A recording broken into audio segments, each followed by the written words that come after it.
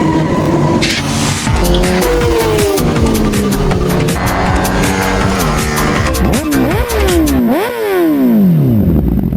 hello, welcome to Helmet Tales. എൻ്റെ പേര് അമർ. എൻ്റെ പേര് Nithin. Welcome to episode 7 Mugello GP പി. കീടു എന്ത് വീണ്ടും ഇറ്റാലിയൻ ജി പി അല്ല, അത് മിജലോ ഇറ്റലിയിലാണല്ലോ. ഇറ്റലിയിലാണല്ലോ. അപ്പൊ ഇറ്റാലി ജി പി ഇത് പറയാം, മിജലോ ജി പി ഇതും പറയാം. എന്റെ തല മാത്രമേ കാണുള്ളൂ. ഒരു തല ഇരുന്ന് സംസാരിക്കും. ബ്ലാക്ക് സ്ക്രീൻ, ഗ്രീൻ സ്ക്രീൻ വരും. അപ്പൊ റോസിയുടെ ഇരിക്കട്ടെ, ആരെങ്കിലും ചോദിച്ചാൽ നമ്മള് VFX പഠിച്ചു പറയാം. ഫുള്ള് സെറ്റപ്പ് ആണ്. ഞങ്ങളല്ല ഇത് ചെയ്യുന്നത്, AI ആന്നൊക്കെ. എന്റെ തല മാത്രമേ ഉള്ളൂ. അപ്പം റോസിയുടെ വീടിന്റെ പുറകെ വെച്ചിട്ടായിരുന്നു റേസ്. പെക്കോന്റെയും ബെസക്കിന്റെ ഒക്കെ ഹോം ഗ്രൗണ്ട്. Home ground. വേറെ ഒരു ഇതെന്ന് വെച്ച് കഴിഞ്ഞാൽ ഇന്നലെ മണി വല്ലതും അടിച്ചോ അവിടെ? ഏത് മണി? സാധാരണ ഈ റോസി ജയിക്കുമ്പോൾ അവർ പള്ളിയിൽ ഒരു മണി അടിക്കാറുണ്ട്. അതെനിക്ക് അറിഞ്ഞു. ചിലപ്പോൾ അടിച്ച് കാണും. അവിടെ റോസി വണ്ടി ജയിക്കുമ്പോൾ ഒരു പള്ളിയിൽ മണി അടിക്കും. പള്ളിയിൽ ചെന്നിട്ട് അവന്റെ വില്ലേജില്. അപ്പൊ ഇനിയിപ്പോ അവരെ പുള്ളി ഡുക്കാറ്റി പോയപ്പോ മണി മറ്റേ മണീന്റെ ഫുള്ള് മറ്റേ കോപ്പ് വെബ്സ് ആയി. അതെ, മണിയുടെ നാക്കങ്ങ് ഒട്ടിപ്പിടിച്ചു. ഇനി ഇതൊന്ന് അടിക്കണമെങ്കിൽ അണ്ണം തിരിച്ച്. പിന്നെ യമഹിക്ക് ഇപ്പൊ പറയാനുള്ള പഴയ പ്രതാപം അതാ, ഞങ്ങള് വണ്ടിയിലായിരുന്നു മണിയോടടിയായിരുന്നു. മണിയടി മന്നാടിയാറുടെ മണി അടിക്കുന്ന പോലെ. അപ്പോ ഇതായിരുന്നു ഈ വീക്കെൻഡ്. എന്തായിരുന്നു ഈ വീക്കെൻഡ് മണി അടിച്ചത്? അല്ല, മണി അടിക്കാൻ പറ്റിയവർക്ക് പറ്റാനുള്ള ഒരു സിനാരിയോ ഉണ്ടായി. അവരെ അടിച്ചോ ഇല്ലയോ നമുക്കറിയത്തില്ല. ഇത്രയും നാൾ ഡുക്കാറ്റി ഡോമിനൻസ് ആയിരുന്നു അവിടെ ആ ട്രാക്കിൽ. ഇത്തവണ ആദ്യമായിട്ട് ഒരു ഇറ്റാലിയൻ കമ്പനി ഇറ്റാലിയൻ ഹോം ഗ്രൗണ്ടിൽ ഇറ്റാലിയൻ റൈഡറിനെ വെച്ച് ഏപ്രിൽ ആദ്യം ജയിച്ചിരിക്കുകയാണ്. എല്ലാവരും ഹാപ്പി. ഹാപ്പി അല്ലാത്ത ഒരേ ഒരാളുള്ളൂ.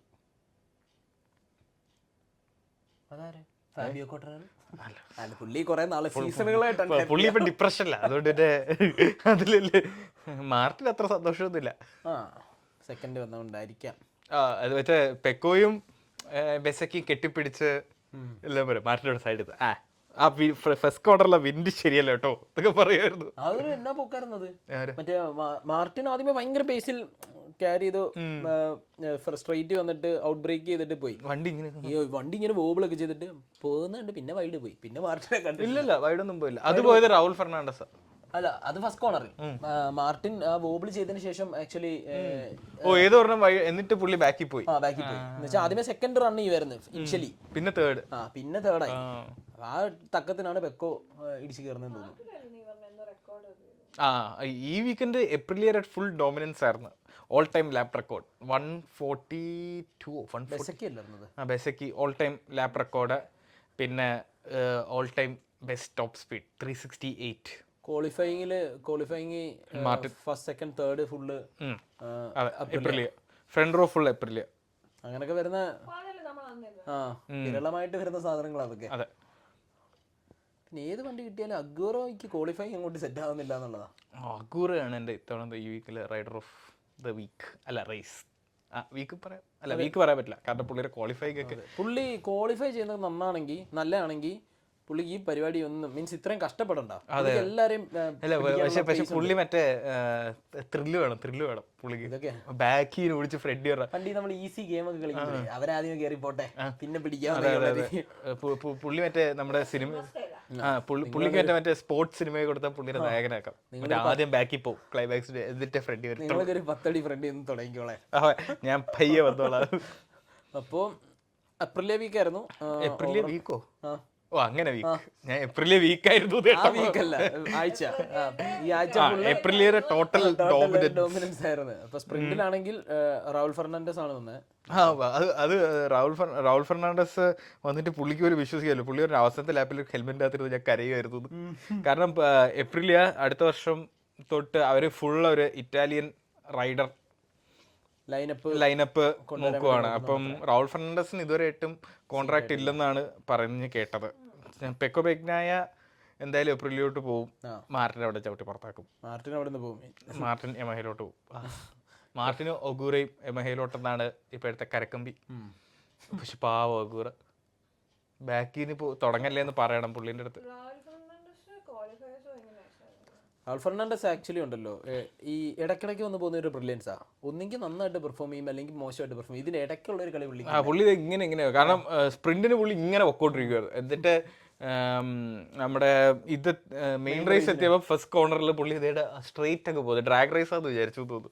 അത് കഴിഞ്ഞിട്ട് പക്ഷെ പുള്ളി കീഴിൽ വരെ ഓടിച്ചു. എന്ന് വെച്ചാൽ 15th എന്തോ പോയിട്ട് പുള്ളി 9th ഫിനിഷ് ചെയ്തു, അങ്ങനെ എങ്ങാണ്ടോ ചെയ്തു. അതേപോലെ തന്നെ എനിക്ക് അഗൂറെ ട്രാക്ക് ഹൗസ് ഈ വർഷം അവർ കീഴിലാണ്, അവർക്ക് ഒരു രക്ഷയില്ല. എന്ന് വെച്ചാൽ എനിക്ക് തോന്നുന്നു ഫുൾ ഫാക്ടറി സപ്പോർട്ട് എന്ന് വെച്ചാൽ ഫാക്ടറിയിൽ എന്തൊക്കെ അപ്ഗ്രേഡ് ഉണ്ടോന്നാലും അതും ഇവർക്ക് കിട്ടുന്നുണ്ടെന്ന് തോന്നുന്നു. ആൻഡ് അഗൂറ ഫസ്റ്റ് ലാപ്പ് കഴിഞ്ഞപ്പോൾ 6 പൊസിഷൻസ് 13th സ്റ്റാർട്ട് ചെയ്തിട്ട് ഫസ്റ്റ് ലാപ്പ് കഴിഞ്ഞപ്പോൾ പുള്ളി 7th എങ്ങാണ്ട് എത്തി. അഗൂറോ പറഞ്ഞിട്ടുണ്ടെന്ന് ചലഞ്ച് കൂട്ടാൻ വേണ്ടി ഒരു വിങ് വെക്കണ്ടെന്നൊക്കെ. അതെ, ഒരു സൈഡിൽ ഒന്ന് ഒരു സൈഡ് കുറച്ച് വെച്ചാൽ ഇതൊക്കെയല്ലേ ഒരു ഫണ്ട്. എന്നിട്ട് നേരെ പോയിട്ട് പെഡ്രോയുടെ അടുത്ത് പറയും എന്തിനാണ് 2 സൈഡ് വെക്കും ഒരു എന്നിട്ട് കഴിഞ്ഞ ദിവസം കോൺടാക്ട് ഉണ്ടായിരുന്നു. അപ്പൊ എന്തോ തെറിച്ചു വന്നിട്ടുണ്ട്, ഞാൻ ഇവര് സ്ഥിരം തന്നെ പോകുന്ന വഴിക്കൊന്ന് തട്ടിക്കളയുന്നൊക്കെ. പക്ഷെ ഇത്ര കൂളായിട്ടുള്ള ഒരുത്തരാണ് അഗൂറ. ഓവർടേക്കിംഗ് അടിപൊളിയാണ്, എന്ത് പ്രിസിഷൻ അറിയോ. കറക്റ്റ് അറിയണമെങ്കിൽ ജിന്നോണിയോട് ചോദിച്ചാൽ മതി. ഇയാള് ഹരവാത് ജിന്നോണി ഫ്രണ്ട് ഇങ്ങനെ പൊക്കോണ്ടിരിക്കും, ഇങ്ങനെ വന്നിട്ട് ഈസി ആയിട്ടൊക്കെ കട്ട് ചെയ്തൊക്കെ അന്ന് പറഞ്ഞു ഞാൻ അഗൂറയുടെ ഒരു ഫാനാന്ന്. അടുത്ത ദിവസം വിളിച്ചിട്ട് പറഞ്ഞേ എല്ലാ ആഴ്ചയിലും അല്ല പുള്ളിയുടെ സെക്കൻഡ് സീസൺ എങ്ങാണ്ടോ ആണ്. പക്ഷെ പുള്ളി ഓടിക്കുന്ന കണ്ടു കഴിഞ്ഞാ ഒരു വെറ്ററൻ കുറച്ച് ദിവസം കൂടെ. അതേപോലെ തന്നെയാണ് സ്പ്രിന്റില് ഡിയാഗോ മൊറേറ. അതെ ശരിയായിരുന്നു, പുള്ളി റുക്കിയ കീഴിലോ ആ ഹോണ്ടയില്, ബാക്കിയെല്ലാം ഹോണ്ട അങ്ങ് എവിടെയോ കിടക്കുക. പതിപോലെ മിറർ ഇത്തവണയും റേസ് ഫിനിഷ് ചെയ്തിട്ടില്ല, രണ്ടിലും പോയി. എന്തിനാ പറ്റിയെന്ന് അറിയത്തില്ല, കേറി അങ്ങ് പോയി. Technical issue. പക്ഷെ ഡിയാഗോ മൊറേറ കീഴിലോ ഓടിച്ചു. എന്നിട്ട് മാർക്കസ് വന്നിങ്ങനെ പറയുന്നുണ്ടായിരുന്നു മാർക്കസിന് ഓവർടേക്ക് ചെയ്യണമായിരുന്നു ഡിയാഗോ മൊറേറ. അപ്പാരൻ്റ്ലി ഇവർ രണ്ടുപേരും മിക്കവരും ഒരുമിച്ച് ട്രെയിൻ ചെയ്യുന്നത്, അപ്പോൾ അവർ ഭയങ്കര ഫ്രണ്ട്സാണ്. അപ്പം ഡിയാഗോ മൊറേറ എന്നിട്ട് പറഞ്ഞത് എനിക്ക് നിങ്ങളെ ഓവർടേക്ക് ചെയ്യണം, എന്തായാലും അധികകാലമൊന്നും നിങ്ങൾ ഇനി കാണത്തില്ലല്ലോ, ഇനി എപ്പോഴാണ് റിട്ടയർമെന്റ് എന്നാവുന്നത് പറയാൻ പറ്റത്തില്ലല്ലോ. ഇവരൊക്കെ ഈ ഇംഗ്ലീഷിലോട്ട് തർജ്ജമ ചെയ്ത് വരുമ്പോഴേ ഇങ്ങനായി മാറുന്ന ഈ സംസാരം എപ്പോഴാണ് റിട്ടയർമെന്റ് എത്തുന്നത് പറഞ്ഞിട്ടല്ലോ, അതുകൊണ്ട് നിങ്ങൾ ഓവർടേക്ക് ചെയ്യണം, എനിക്കതൊരു ഫോട്ടോയും വേണം എന്ന് പറഞ്ഞിട്ട് ഇതിന്റെ ഒരു ചാൻസ് ഇട്ട് ഓവർടേക്ക് ചെയ്ത് ഫോട്ടോ എടുത്ത് പിന്നെ പോയി. അതെ, പിന്നെ ബാക്കി പോയി. അത് പുള്ളി അത് മാത്രം മതി. പക്ഷെ പുള്ളി നല്ല രീതിക്ക് ഓടിക്കുന്നുണ്ടാവും ഹോണ്ട. ലൈക്ക് ഒരു റുക്കി ഓടിച്ച പോലെ അല്ല ഈ വർഷം ഈ റേസിൽ പുള്ളി ചെയ്ത. അത് ഇരിക്കെ മാർക്കസ് തിരിച്ചു വന്നായിരുന്നല്ലോ. മാർക്കസ് തിരിച്ചു വന്നതിന്റെ മാർക്കസ് പക്ഷെ തിരിച്ചു വന്നാൽ ഞാൻ പറയാം പുള്ളി ഇച്ചിരി ഈ റേസിൽ കൂടെ പുറത്തില്ല. കാരണം ഈ ഹോൾ വീക്കെൻഡ് പുള്ളി ഓരോരോ ഇഷ്യൂ പുള്ളി പറയുന്നുണ്ട്. ഇങ്ങനെ പൊതുവേ മാർക്കസിന് എന്തെങ്കിലും പേഴ്സണൽ ഇഷ്യൂ ഉണ്ട് ബൈക്കുമായിട്ട്. എന്തെങ്കിലും പേഴ്സണൽ ഇഷ്യൂ രീതിയിലേക്ക് വീട്ടിൽ വഴക്കത്തില്ല, അച്ഛനുമായിട്ട് വഴക്കമാണ്, അലക്സുമായിട്ട് ഞാനിന്ന് മിണ്ടില്ല, അതല്ല പുള്ളിക്ക് എന്തെങ്കിലും ലൈക്ക് വർക്ക് അറൗണ്ട് ചെയ്യും പുള്ളി. പക്ഷെ ഇത്തവണ പുള്ളി പറയുന്നത് എനിക്ക് കൈവേന അല്ലെങ്കിൽ എനിക്കൊന്ന് അപ്പം ഇത്രയും പണ്ടത്തെ പോലെ ഇടിച്ചു കയറി വരേണ്ട ആവശ്യമില്ല, അത് ഫിറ്റാണ്. പക്ഷെ എന്നാലും പുള്ളി ചിലപ്പോൾ ഒരു സെൽഫ് ഇതിന് വേണ്ടിയായിരിക്കും എനിക്ക് സ്റ്റിൽ ആയിക്കോട്ടെ. പക്ഷെ ഇപ്പം ക്വാളിഫയിങ്ങിൽ 4th വന്നപ്പോഴത്തേക്കും എനിക്ക് തോന്നിയത് ക്വാർട്ടറാറോനെ പോലെയാണ്. കാരണം ക്വാളിഫയിങ്ങിൽ ഒരു ലാപ്പ് കിട്ടിയാൽ മതി എന്നാണ്.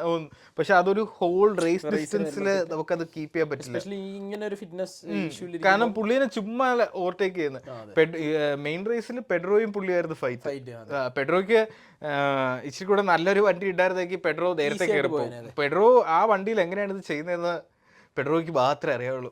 ചിലപ്പോൾ പെഡ്രോയ്ക്ക് പോലും അറിയത്തില്ല കേട്ടോ. കാരണം എന്ന് പറഞ്ഞു കഴിഞ്ഞാൽ സ്ട്രെയിറ്റ് എത്തുമ്പോൾ മാർക്കസ് പോകും, പിന്നെ എല്ലാ കോർണറിലും പെഡ്രോ പിടിക്കും, ഫ്രണ്ട് വരും, പിന്നെയും സ്ട്രെയിറ്റ് എത്തുമ്പോൾ പോകും. ഡുക്കാറ്റിന്റെ ആ ട്രാക്ഷൻ കേറ്റില്ല. അതെ, പെഡ്രോ ഓൾമോസ്റ്റ് അത് സെറ്റ് ഇൻ സ്റ്റോൺ ആണ്. പെഡ്രോ അടുത്ത വർഷം നമ്മൾ റെഡിൽ കാണും, ഓറഞ്ചിയിൽ മാറി, KTM മാറി, മിക്കതും കൺഫേംഡ് ആണ്. പക്ഷെ ആരും പബ്ലിക്കലി അത് എനിക്ക് തോന്നുന്നു മിക്കവാറും ഈ സമ്മർ ആവുമ്പോഴത്തേക്കും ഒരു ബ്രേക്ക് വരുമല്ലോ, ഇനിയിപ്പം സമ്മർ ബ്രേക്ക് വരില്ലേ, അപ്പോഴത്തേക്കായിരിക്കും ഇതെല്ലാം പറയുന്നതും.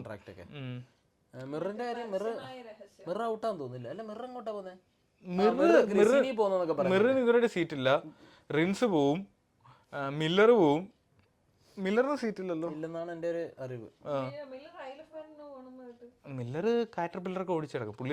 പുള്ളിനോട് ഇത് റേസിന് JCB ഓടിക്കുന്നത് ഇത് ഓടിക്കുന്നതിനേക്കാളും പാടത്ത്. ഇപ്പൊ അത് മാറിക്കാണും കേട്ടോ. ഇപ്പൊ യമഹ ഓടിക്കുന്നതാണ് JCB ഓടിക്കുന്നതാണെന്ന് പുള്ളി എന്നെ ഒന്നും മിണ്ടതില്ല. പുള്ളിക്ക് ഇതൊക്കെ പാടും.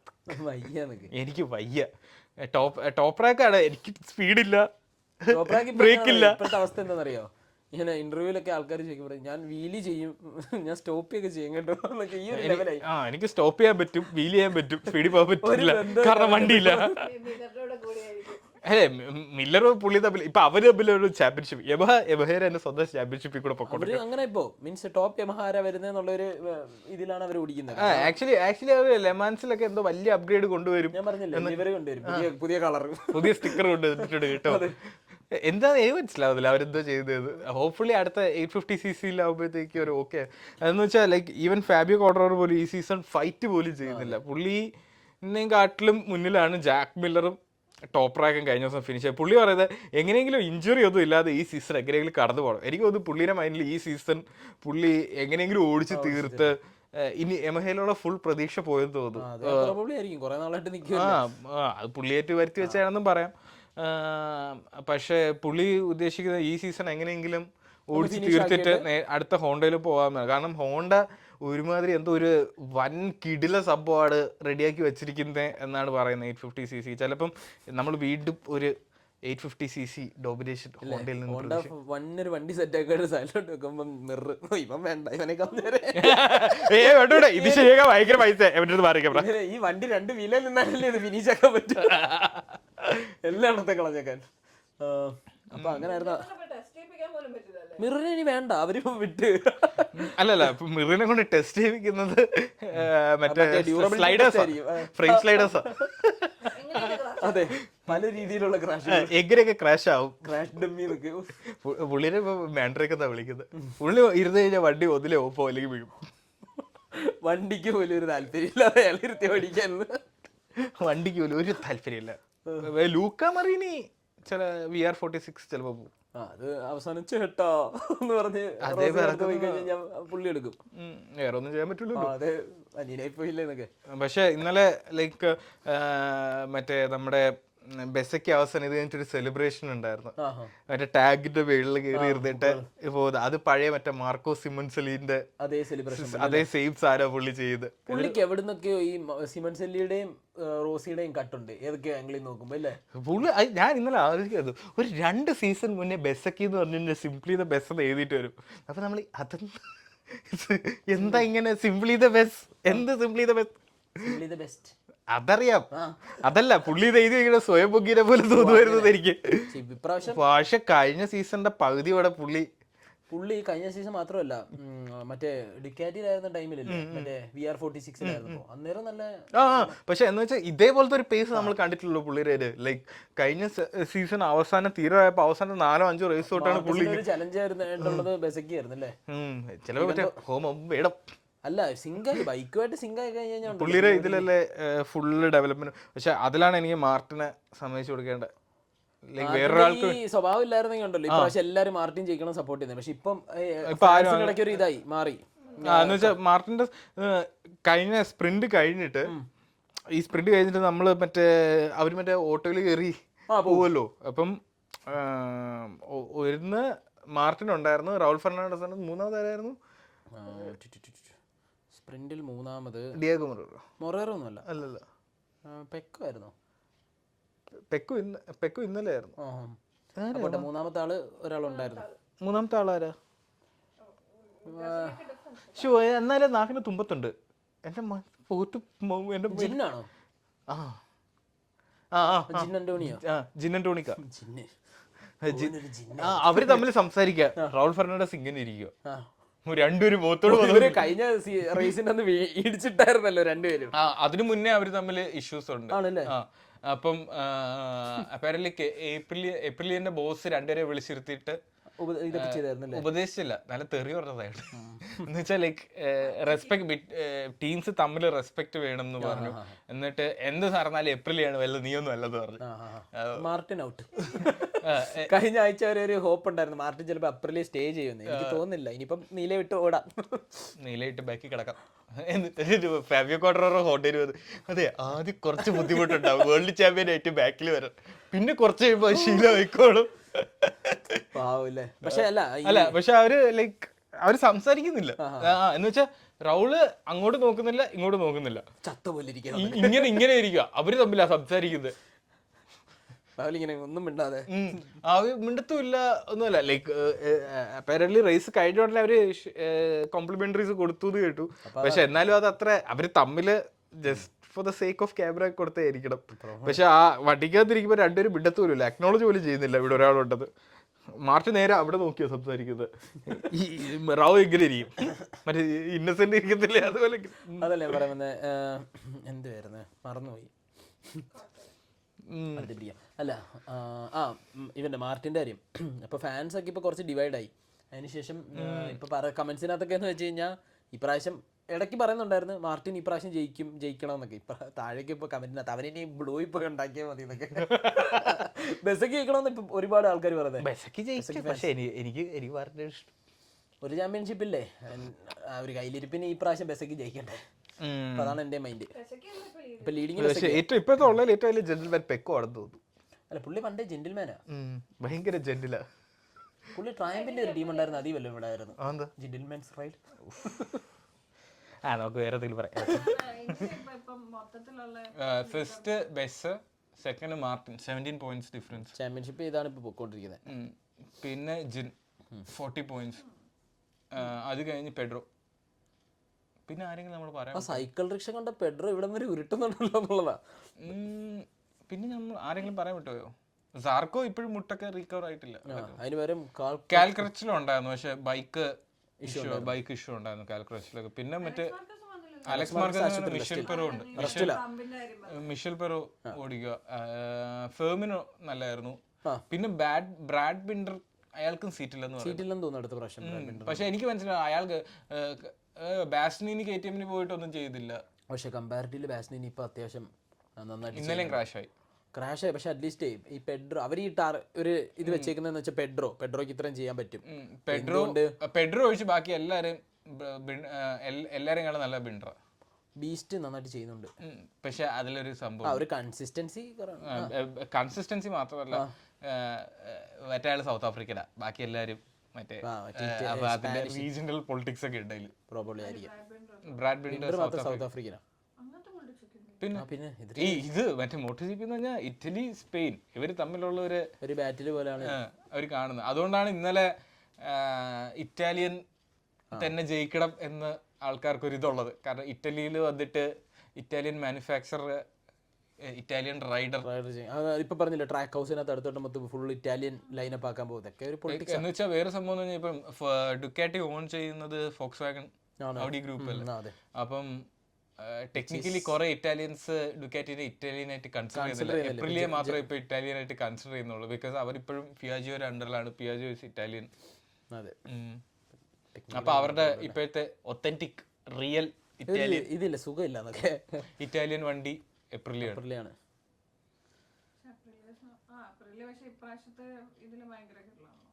പക്ഷെ അടുത്ത വർഷമാണ് ഒന്നും പറയാൻ പറ്റില്ല. ഞാൻ ആലോചിക്കുന്ന ഹോണ്ട ആയിരിക്കും. ഒന്നും പറയാൻ പറ്റത്തില്ല ആരായിരിക്കുന്നത്. എൻറ്റയർലി എല്ലാം മാറില്ലേ, ടയറും ഇതൊക്കെ. മറ്റേ ടയർ മാറും, അത് ടോപ്പ് ട്രാക്ക് ഏതെങ്കിലും ചെയ്യുമായിരിക്കും. അപ്പൊ അത്രയൊക്കെ ഉള്ളു. പിന്നെ അങ്ങേരും വരുന്നുണ്ടല്ലോ, നിക്കോല ബുലേഗ വരുന്നുണ്ടെന്നൊക്കെ പറയുന്നത്. VR46 അല്ലെങ്കിൽ ട്രാക്ക് ഹൗസ് ഇറ്റാലിയൻ ആണല്ലോ. അറിയത്തെ VR46 ആണ്. VR46 ജിൻ ടോണിക്കിനെ വിടത്തില്ല. പോയി പുള്ളി കയറ്റി വേണ്ടി സൈൻ ചെയ്തു. ശരിയാ, ആത്മാവിന് വേണ്ടി പ്രാർത്ഥിക്കാം. അപ്പൊ അത്രയൊക്കെയുള്ള ഈ വീക്കെൻഡ്. പക്ഷെ KTM ആദ്യം ഡെവലപ്പ് ചെയ്ത് അതേ കാര്യമില്ലല്ലോ, ആദ്യം ആര് വന്നെന്നുള്ളതല്ലേ. ലേറ്റ് ആയി വന്നാലും ലേറ്റസ്റ്റ് ആയി വരിക. വിജയ് പറഞ്ഞ പോലെ CM വിജയ്. അപ്പൊ അത്രേ ഉള്ളു. ഓക്കെ.